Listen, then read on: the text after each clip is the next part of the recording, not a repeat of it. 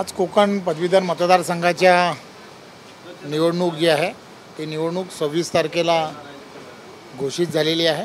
त्यामुळे या निवडणुकीमध्ये पदवीधर नोंदणी जी आहे ती नोंदणी 5 जिल्ह्यांमध्ये मोठ्या प्रमाणामध्ये झालेली असल्यामुळे ओएसिस फर्टिलिटीच्या तज्ञांनी IVF उपचार पद्धतीद्वारे 1 लाखांहून अधिक जोडप्यांना मातृत्व प्राप्तीचा आनंद दिला आहे।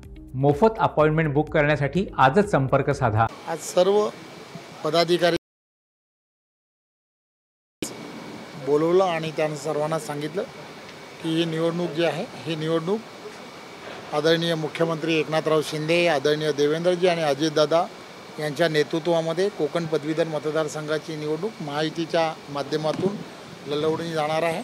त्यामुळे पुन्हा एकदा महायुतीच्या सर्व कार्यकर्त्यांना एकत्र घेऊन आपण सर्वांनी त्या ठिकाणचे असणारे पदवीधर या सगळ्यांपर्यंत पोहोचलं पाहिजे आणि आपण ही निवडणूक जिंकण्याच्या दिशेने जे प्रयत्न करायला हवेत ते प्रयत्न शर्तीचे करायला हवेत असं आज सर्व कार्यकर्त्यांना सूचित केलेलं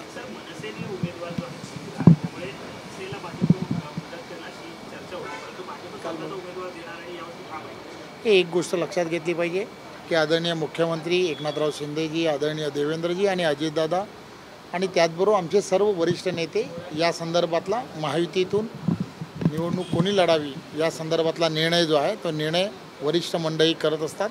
परंतु कार्यकर्त्यांनी सर्वांनी उमेदवार कोणी जरी असला तरी सर्वांनी एकत्रपणे महायुतीच्या उमेदवाराला जिंकवण्यासाठी काम करावं अशा संदर्भातल्या आज सर्वांना सूचना दिलेल्या आहेत। धन्यवाद।